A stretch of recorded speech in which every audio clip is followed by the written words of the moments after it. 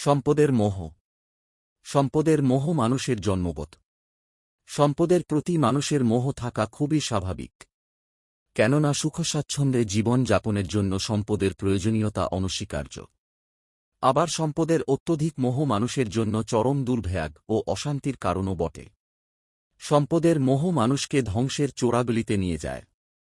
সম্পদ সংগ্রহে কখনো কখনো মানুষ অন্যায় পথে পা বাড়ায়।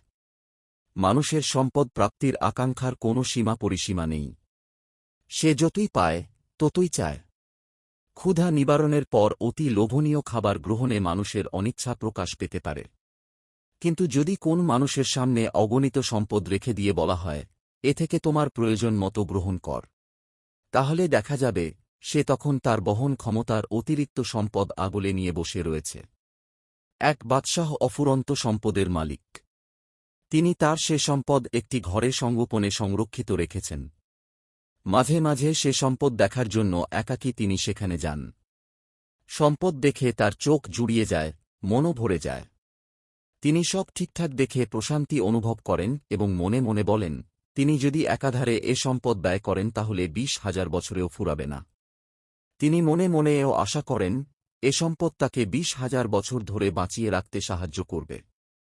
এক রাতে তিনি সম্পদ দেখে মনে প্রশান্তি লাভের উদ্দেশ্যে গোপন ঘরের তালা খুলে সেটি বাইরে রেখে দরজাটি ভিতর থেকে বন্ধ করে দিয়ে ঘরের ভিতরে পায়চারি করছেন আনমনে। এমন সময় তার একমাত্র শাহজাদা কি প্রয়োজনে যেন সেখানে উপস্থিত হল। সে তালাটি বাইরে রেখে ভাবল, তার বাবা হয়তো তালাটি খুলে লাগাতে ভুলে গেছেন। তখন সে দরজায় তালা লাগিয়ে দিল।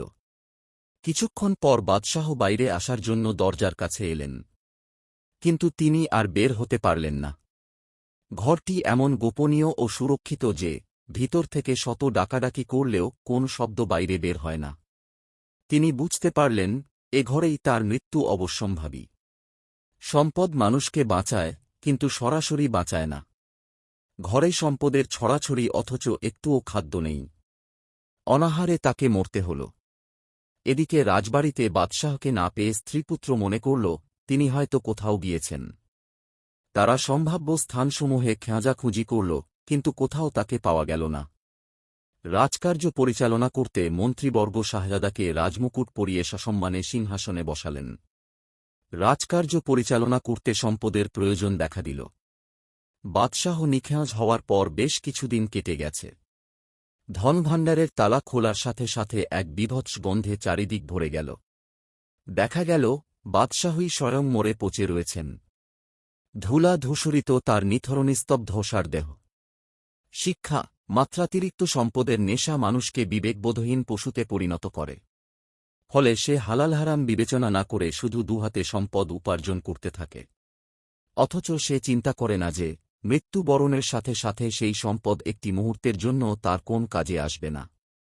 ভিডিওটা আপনার কেমন লেগেছে কমেন্ট বক্সে জানান। ভিডিওটাতে লাইক দিয়ে আমাদের চ্যানেলটা সাবস্ক্রাইব করবেন। ধন্যবাদ।